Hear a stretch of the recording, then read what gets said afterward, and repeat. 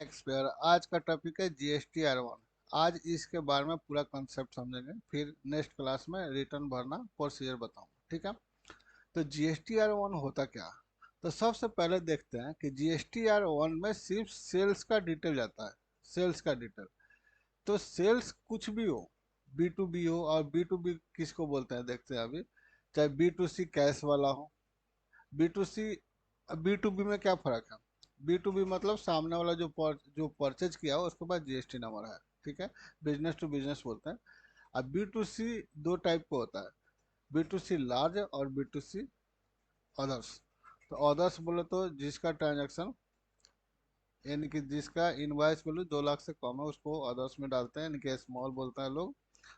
Large का मतलब जिसकी एक ही इनवॉइस वैल्यू, एक ही बिल का इनवॉइस वैल्यू 2 लाख हो गया या 2 लाख से ज़्यादा होगा तो लार्ज में। क्रेडिट नोट डेबिट नोट बताऊंगा, वहीं परचेज रिटर्न सेल्स रिटर्न।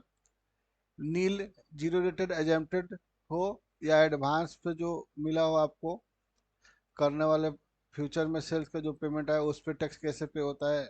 चाहे इसमें कोई सा भी गलती हो गया, इसमें अमेंड कैसे करेंगे। और डॉक्यूमेंट इशू, बिल कितना नंबर से कट के कितना नंबर तक कटा हो उसका डिटेल जाता है। HSN कोड कि आपने क्या सेल किया है, कितना क्वांटिटी सेल किया। तो मेरा कहने का मतलब कि जीएसटी आर 1 में सिर्फ सेल्स का डिटेल जाता है। अब सेल्स किसी भी तरीके का हो सकता है, कैश हो, एजेम्प्टेड हो। अब इसके बाद हम देखते हैं कि ड्यू डेट क्या होता है। ड्यू डेट मतलब फाइलिंग करने का डेट। अगर मंथली है तो आपको हर नेक्स्ट मंथ का 11 तारीख से पहले भरना होता है। अगर 11 तारीख से पहले भर दिए तो दूसरे को परचेज दिखने लगता है, जो बी टू बी यानी कि सामने वाला जीएसटी पे जो परचेज किया, तो आपका सेल किसी न किसी को तो परचेज होगा।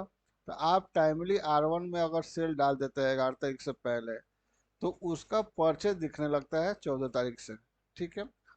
और किस केस में मंथली होता है, अगर हेवी ट्रांजैक्शन है, चाहे कोई पार्टी बोल रहा है कि मंथली हमें डाटा मैच कराना पड़ेगा, नहीं तो टैक्स में प्रॉब्लम होता है, ये है, तो उसको पार्टी के रिक्वायरमेंट के अकॉर्डिंग भी हम लोग मंथली भर सकते हैं, ठीक है। बहुत आसानी है, आपके ऊपर है, मंथली अडेप्ट करिए चाहे क्वार्टरली करिए, ठीक है। दूसरा क्वार्टर, अगर क्वार्टरली में है तो 13 को जाता है, लेकिन 3 महीना के बाद जो नेक्स्ट मंथ पड़ेगा तो उसका 13 तारीख को जाता है। ये 3 दिन थोड़ा सा एक्स्ट्रा मिलता है कि 3 महीना बाद भर रहे हैं तो हो सकता है ज़्यादा ट्रांजैक्शन हो तो टाइम लगे फिल करने में, तो 3 दिन एक्स्ट्रा। 3 दिन का 2 दिन, इसमें 11 तारीख लास्ट डेट है, इसमें 13 तारीख, ठीक है। तो इसके बाद टाइप देखना हमें, देखो जीएसटी आर 1 में दो तरीके का सीखना है हमें रिटर्न भरना। एक तो नील, नील किसको बोलते हैं। अब आपको बता दिया गया कि जीएसटी आर 1 में सेल्स का डिटेल जाता है। अब इसमें से सेल्स से रिलेटेड कोई भी डाटा भी नहीं है, कुछ भी नहीं है इसमें से, तो आप नील भर सकते हैं। इसमें लिखा गया नील जीएसटी आर 1, इसमें काटा गया है, क्रॉस किया गया है, इसमें से कोई सा भी नहीं है, ठीक है। अगर कोई सा भी हो गया तब तो फिर नॉट नील होगा, ठीक है। तो नेक्स्ट क्लास में हम लोग जीएसटी आर 1 का नील रिटर्न भरना सिखाएंगे। इसमें टाइम नहीं लगता, 1 से 2 मिनट लगता है, रिटर्न भर सकते हैं। नॉट नील में टाइम लगता है, ठीक है। अब थोड़ा सा कॉन्सेप्ट ये जानना है हमें कि सेल्स, जैसे सेल्स का डिटेल आता है, ठीक है, आर 1 में सेल्स मोड के अकॉर्डिंग, लोकेशन के अकॉर्डिंग नहीं कि इंटर है कि इंट्रा है कि क्या है, मोड के अकॉर्डिंग। ऐसे अगर देखें आर 1 में तो दो टाइप का होता है। एक तो बी टू बी, यानी कि बिजनेस टू बिजनेस इसका नाम है। कहने का मतलब इसके पास अपना पास तो जीएसटी नंबर ही है, इसके पास भी जीएसटी नंबर है।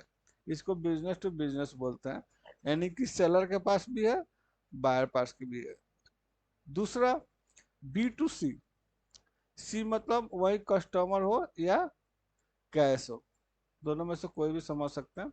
ये बिजनेस तो है, सेलर आप तो, तब सामने वाला पार्टी जो बायर है उसके पास जीएसटी नंबर नहीं होता है, इसलिए कस्टमर है, कैश हो सकता है।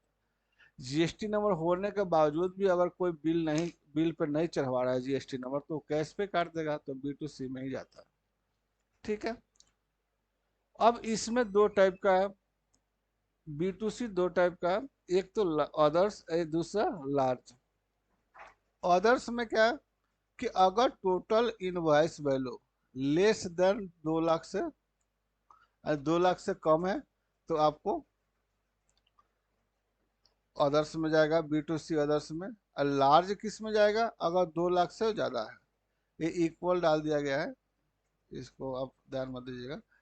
इक्वल है या 2 लाख से ज़्यादा इनवॉइस वैल्यू है, टोटल इनवॉइस वैल्यू, ये टर्नओवर लिखा है लो, टोटल इनवॉइस वैल्यू है, तो हम लार्ज में करेंगे। तो यानी कि B2C दो टाइप का है, 2 लाख तक बिल है एक ही बिल, तो अदर्स में यानी कि स्मॉल बोलता है लोग इसको।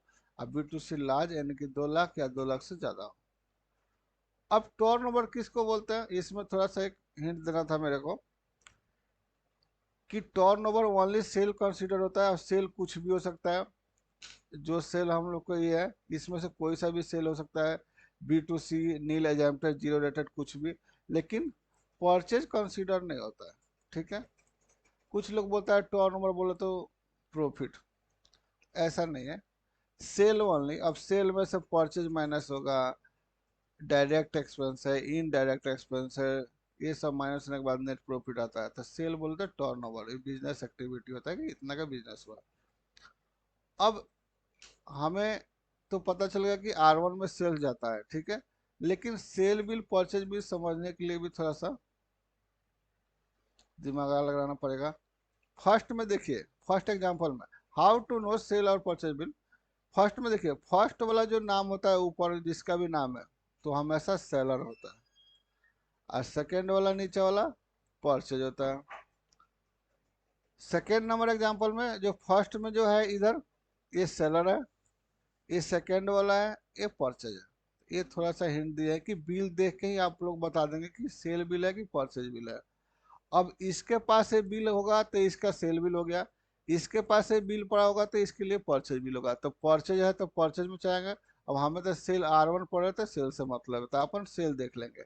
हम किस कंपनी में काम करें वो तो पता ही होगा आपको, तो उस अकॉर्डिंग आप सेग्रीगेट कर लेंगे। इसमें अगर मेरा कंपनी का नाम यहाँ पे लिखा हुआ है XYZ, तो मेरे लिए सेल बिल हो गया। अगर मेरा XYZ यहाँ पे लिखा है तो मेरे लिए परचेज बिल हो गया। तो ऐसे आप लोग सेग्रीगेट कर लेंगे। अब यहीं पे देखना है कि जो ये सेल किया है इसको, तो इसके बाद GST है कि नहीं है, नहीं है तो कैश हो गया B2C। अब वो उसके बाद देखना है कि लार्ज वाला है कि अदर्स वाला है, 2 लाख का है कि कम है। इसमें इसको देखेंगे कि इसके बाद GST है कि नहीं है तो B2B में जाएगा, नहीं है तो B2C में। और उसके बाद देखेंगे कि टोटल इनवॉइस वैल्यू 2 लाख है कि 2 लाख से ज़्यादा है, तो उसके अकॉर्डिंग लार्ज और स्मॉल अदर्स सेग्रीगेट करेंगे। अब इसके बाद हमें अब नेक्स्ट क्लास में GST का जो है GSTR1 का जो रिटर्न्स है उसको नील भरना सीखेंगे। ठीक है, बहुत आसान है, जो कि इसमें कुछ भी नहीं हो तो नील जाएगा, रिवीजन भी नहीं करना है, अमेंडमेंट भी नहीं करना है, कोई तरह का सेल नहीं है, क्रेडिट नोट, डेबिट नोट कुछ भी नहीं है, तो हमें नील भरना है। तो नेक्स्ट क्लास में मिलते हैं GSTR1 नील रिटर्न में। ठीक है, आज के लिए इतना ही है, थैंक यू सो मच।